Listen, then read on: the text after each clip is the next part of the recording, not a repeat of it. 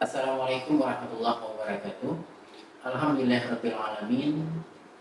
Wa bihi nasta'in 'ala umuri dunya waddin. Asyhadu an la ilaha illallah wahdahu la syarikalah wa asyhadu anna Muhammadan abduhu wa rasuluh la nabiyya ba'da amma ba'du. Rabbi shrah li sadri wa yassir li amri wahlul 'uqdatam min lisani yafqahu qawli.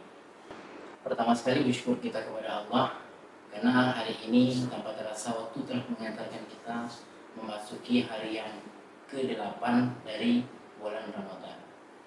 Bulan yang penuh rahmat dan berkah dari Allah Subhanahu wa taala. Kemudian salawat dan salam Allahumma shalli ala sayyidina Muhammad wa ala ali sayyidina Muhammad. Semoga semua kita menjadi umat yang mencintai dan dicintai. Baiklah, pada hari ini Badan Pengawas Pemilu Republik Indonesia menginstruksikan satu program, yaitu ngabuburit pengawasan. Bawaslu RI, Provinsi dan Kabupaten Kota membuat satu kajian yang pada kesempatan ini khususnya Bawaslu Kota Dumai mengangkat topik yaitu tentang integritas dan profesionalitas penyelenggara dilihat dari konsep puasa di bulan Ramadan. Undang-Undang Dasar 1945 khususnya di pasal 1 ayat 2, di situ dijelaskan bahwa kedaulatan itu berada di tangan rakyat. Kemudian pasal 1 ayat 3 bahwasanya Indonesia adalah negara hukum. Jadi di sini jelas bahwasanya kedaulatan rakyat itu akan diselenggarakan dengan dibingkai oleh kerangka hukum. Kemudian turunan dari pasal 1 ayat 2 tersebut yaitu terdapat dalam pasal 22E bahwasanya pemilu itu dilaksanakan atau sebagai sarana kedaulatan rakyat untuk memilih presiden, wakil presiden, kemudian DPR, DPD, dan DPRD. Kemudian untuk pemilihan kepala daerah itu juga dijelaskan dalam pasal 18 ayat 4 bahwasanya kepala daerah dan wakil kepala daerah itu dipilih secara demokratis. Nah, dasar inilah yang menjadi turunan terhadap undang-undang pemilu dan pilkada. Pada prinsipnya pemilu atau pemilihan bisa diwujudkan secara demokratis berdasarkan asas langsung, umum, bebas, rahasia, jujur, dan adil. Kemudian sebagaimana dalam Undang-Undang 7 pasal 101 sampai 104 itu kita juga bisa melihat tentang tugas dan kewenangan Bawaslu. Namun secara garis besar Pak, kita lihat pertama tugas Bawaslu Kabupaten Kota itu adalah melakukan pencegahan, kemudian pengawasan, kemudian selanjutnya adalah penindakan. Jadi kalau kita lihat begitu luas kewenangan Bawaslu, satu sisi mereka mengawasi, di sisi lain mereka juga melakukan pencegahan, kemudian juga melakukan penindakan. Penindakan ini adalah penegakan hukum pemilu, ada pidana, ada administrasi, ada sengketa, dan lain sebagainya. Nah, kalau kita lihat dari luasnya tugas dan kewenangan Badan Pengawas Pemilu ini membutuhkan sumber daya yang baik agar supaya mereka bisa melaksanakan tugasnya secara baik dan benar. Jadi kalau ada pertanyaan, seperti apa kualifikasi sumber daya yang dicita-citakan oleh Bawaslu itu sendiri atau undang-undang? Itulah yang tergambar dalam peraturan DKPP nomor 2 tahun 2017 tentang pedoman perilaku atau kode etik penyelenggara pemilu itu sendiri. Itu secara garis besar ada dua, yaitu integritas, kemudian yang kedua adalah profesionalitas. Integritas ini adalah persoalan nilai diri, persoalan kejujuran, persoalan hati yang sangat berkaitan dengan kualitas daripada batin seseorang. Kemudian terkait dengan profesionalitas ini terkait dengan penguasaan pemahaman mereka terhadap konsep-konsep teknis-teknis pekerjaan itu sendiri. Di jendela media dari persoalan akhir penyelenggara pemilu dan pemilihan, kita lihat di permohonan yang ada di sengketa di Mahkamah Konstitusi itu sekitar 80% itu terkait dengan persoalan teknis. Kemudian hanya 20% persoalan hasil atau yang terkait dengan pasal 158. Nah, di sini publik berkesimpulan bahwa ada persoalan di sumber daya manusia yang ada di penyelenggara itu sendiri. Seharusnya persoalan-persoalan ini sudah selesai di tahapan. Maka penting kita mengangkat tema melihat relevansi antara konsep puasa di bulan Ramadan ini lalu dikaitkan dengan persoalan integritas dan profesionalitas kita sebagai penyelenggara. Yang pertama, kita coba lihat dulu konsep dan orientasi penciptaan manusia. Di dalam Al-Quran surah Al-Mu'minun ayat 112 sampai 114 itu dijelaskan prosesi penciptaan manusia. Manusia berasal dari tanah, kemudian setetes air mani, kemudian segumpal darah, kemudian Allah ciptakan segumpal daging, kemudian tulang belulang. Tulang belulang itu dibungkus dengan daging, lalu terbentuklah menjadi bentuk manusia. Baru setakat menjadi bentuk manusia, belum bisa disebut sebagai manusia. Nah, kapan bisa disebut sebagai manusia? Ketika sudah ditiupkan ruh ke dalam bentuk tadi. Maka dalam Al-Quran surah Al-A'raf ayat 172 itu dijelaskan, alastu birabbikum qalu bala syahidna. Ini sebuah komitmen antara kita dengan Allah. Bertanya kepada Allah, apakah aku ini adalah Tuhanmu? Lalu kita menjawab dan bersaksi bahwa engkau adalah Tuhan.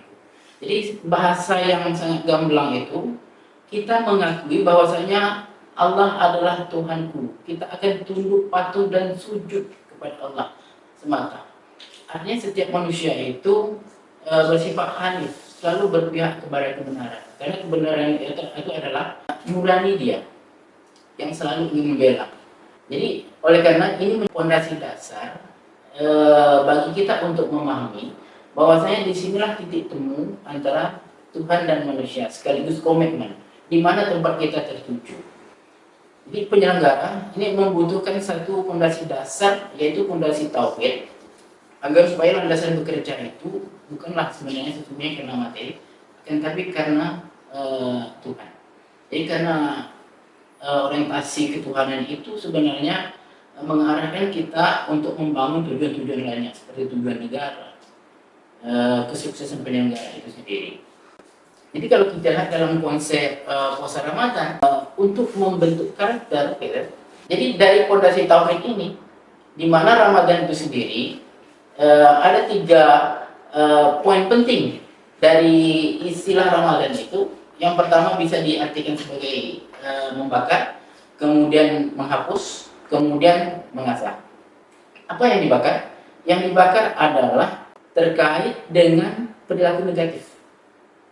Kita suka berbohong, tidak jujur, dusta dan lain sebagainya. Kemudian apa yang dihapus? Yang dihapus itu adalah noda dan dosa atas perbuatan kita yang telah lalu. Kemudian mengasah. Apa yang diasah? Yang diasah itu adalah rasa. Yang pertama rasa berketuhanan, rasa tauhid kita, kesadaran kita untuk mengabdi, menyembah Allah, hidup karena Allah. Kemudian yang kedua adalah rasa berkemanusiaan, sensitivitas sosial. Bagaimana kita hidup dalam realitas sosial, peduli pada sesama. Jadi puasa itu diartikan sebagai upaya menahan. Jadi ketika kita berbicara puasa, maka berbicara tidak makan, tidak minum. Ada kaitan dengan tenggorokan, kemudian ada juga kaitan dengan lambung. Kemudian apalagi yang ditahan? Persoalan seks, amarah, kemudian kehidupan yang bermewah dan lain sebagainya. Jadi sesuatu yang dilarang seperti makan, minum, marah, hidup mewah, seks dan lain sebagainya, ini yang saya sebut sebagai dorongan alam rendah yang selama ini yang selalu menghalangi koneksi kita antara aku dan Tuhan. Kita mengajari diri kita untuk melepaskan dari keterikatan materi. Karena keterikatan materi inilah sesungguhnya yang menghambat diri kita untuk rohani kita menuju Allah Subhanahu wa taala. Jadi inilah yang harus kita lakukan secara terus-menerus mulai dari awal Ramadan hingga di akhir nanti. Sehingga sebuah proses ibadah puasa yang kita lakukan secara terus-menerus dengan niat sampai di proses akhir Ramadan ini yang baru kita sampai kepada tahap Idul Fitri, yaitu diri yang suci, maka kita rayakan dengan hari raya Idul Fitri. Jadi bagaimana rasionalisasi untuk meyakinkan kita bahwasanya puasa ini mampu membentuk karakter. Hari ini sesuatu yang tidak pernah kita niat, kemudian tidak pernah kita lakukan secara sadar, dia mampu menjadi karakter yang melekat bagi kita. Saya Ahmad Tamimi, saya tidak pernah merencanakan diri saya ini untuk pembohong. Orang tua saya yang mendidik dan membesarkan juga tidak pernah mendesain saya ini untuk menjadi pribadi pembohong. Nah, tapi kenapa ketika saya lahir dan besar, potensi pembohong itu justru muncul dalam diri. Padahal tak pernah saya niatkan, tak pernah saya lakukan secara sadar, secara terus menerus. Tapi barangnya ada. Jadi kesimpulannya adalah sesuatu yang tidak pernah kita niatkan secara sadar, tak pernah kita lakukan secara sadar, itu bisa melekat menjadi karakter kita pembohong. Nah, apalagi proses puasa yang kita lakukan secara sadar dengan proses niat karena Allah Ta'ala yang dilakukan secara terus menerus dari awal Ramadan hingga akhir. Inilah salah satu yang memberikan satu peluang kita untuk mensucikan diri kita. Makanya dalam hadis Nabi itu, man shama ramadhana imanan wa ihtisaban ghufira lahu ma taqaddama min dzambihi. Ya. Jadi barang siapa yang berpuasa di bulan Ramadan itu dengan penuh perhitungan, melaksanakan dengan sepenuh hati, dengan penuh perhitungan, maka akan dihapus dosa-dosanya yang terlalu. Kemudian mangkama ramadhana imanan wa ihtisaban ghufira lahu ma taqaddama min dzambihi. Bagi siapa yang mendirikan malam Ramadan dengan penuh perhitungan dan kesungguhan, juga akan dihapus dosa-dosanya yang telah lalu. Jadi perhitungan dan kesungguhan itu dalam arti kata sejak momen Ramadan itu kita cermati, kita hayati. Puasa itu bukan hanya menahan di aspek fisik, tapi juga di aspek rohaninya. Baik itu berdusta, kemudian memfitnah, ghibah, dan lain sebagainya. Yang selama ini menjadi karakter yang paling dominan pada diri kita, dengan puasa kita niatkan bagaimana itu ditahan, kemudian agar supaya Allah Subhanahu wa taala memperbaiki dan menghapusnya. Terkait ini rasionalisasi terkait dengan bagaimana relevansi penyelenggara pemilu, kemudian amal ibadah puasa itu mampu membentuk karakter. Jadi kata kuncinya itu adalah proses puasa adalah proses menahan sesuatu yang selama ini yang paling kita uahkan, makan, minum, harta, jabatan, rasa marah. Sehingga di puasa kita diajari untuk melepaskan diri dari keterikatan yang dominan sehingga menghalangi kita untuk menuju Allah Subhanahu wa taala. Untuk menindaklanjuti komitmen seperti dalam surah Al-A'raf ayat 172 tadi, bahwasanya kita akan menuju Allah Subhanahu wa taala. Maka dalam surah Al-Baqarah ayat 30 dijelaskan wa iz qala rabbuka lil malaikati inni ja'ilun fil ardi khalifah. Jadi Allah itu menjadikan manusia di muka bumi ini sebagai khalifah. Khalifah itu perpanjangan tangan Tuhan untuk menciptakan keadilan, kemakmuran, kesejahteraan, dan kebahagiaan di bumi. Jadi oleh karena itu, untuk membangun manusia tidak cukup hanya bisa menjadi baik secara karakter, tidak bisa hanya berintegritas, akan tapi dia diharapkan juga profesional, memahami persoalan, kemudian juga punya alternatif jawaban. Oleh karena itu, manusia harus menjadi sosok yang berilmu. Nah, terkait dengan manusia menjadi khalifah, pada awalnya Allah pernah menawarkan kepada langit, pernah menawarkan kepada bumi, dan pernah juga menawarkan kepada laut. Akan tetapi kesemuanya ini menolak. Jadi bumi, laut, langit bilang manusia adalah makhluk yang bodoh. Kenapa bodoh? Mau dia menerima amanah menjadi khalifah, sesuatu tugas yang begitu berat sekali. Dan terkait dengan pelimpahan amanah ini, malaikat juga pernah protes kepada Allah. Ya Allah, kenapa engkau menjadikan manusia sebagai khalifah? Bukankah mereka itu adalah makhluk yang suka bertumpah darah? Maka Allah memberi pengertian kepada para malaikat, engkau diam saja, aku maha tahu. Coba kau lihat Adam, Allah ajari nama-nama langsung menangkap. simbol-simbol kehidupan, simbol-simbol alam. Ini artinya bahwasanya manusia adalah sebagai makhluk literasi.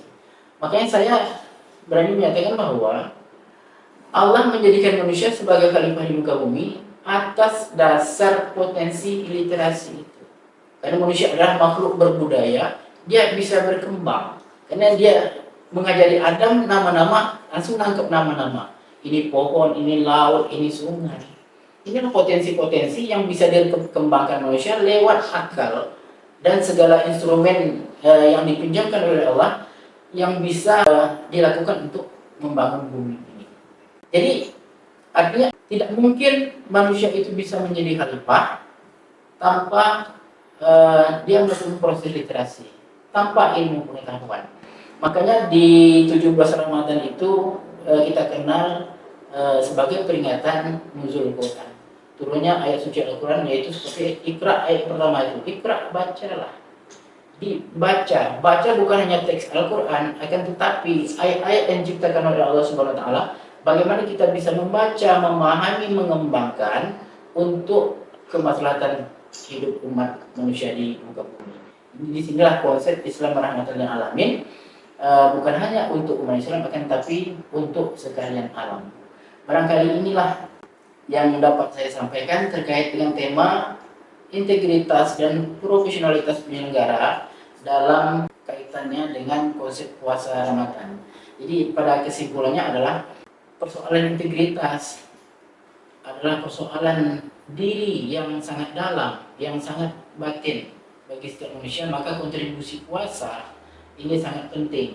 Jadi manusia itu, kalau kita ingin menjadi penyelenggara yang baik, maka kita harus berpegang pada moral-moralitas yang memang berasaskan nilai-nilai keagamaan. Kemudian agama mengajarkan kita untuk senantiasa profesional, belajar, ikra, bacalah, agar supaya kita mampu memahami segala tugas-tugas dan persoalan-persoalan yang ada, agar supaya benar kehadiran kita itu dibutuhkan dan bisa menjawab persoalan. Demikian saja, perbanyak maaf bila taufiq hidayah. Assalamualaikum warahmatullahi wabarakatuh.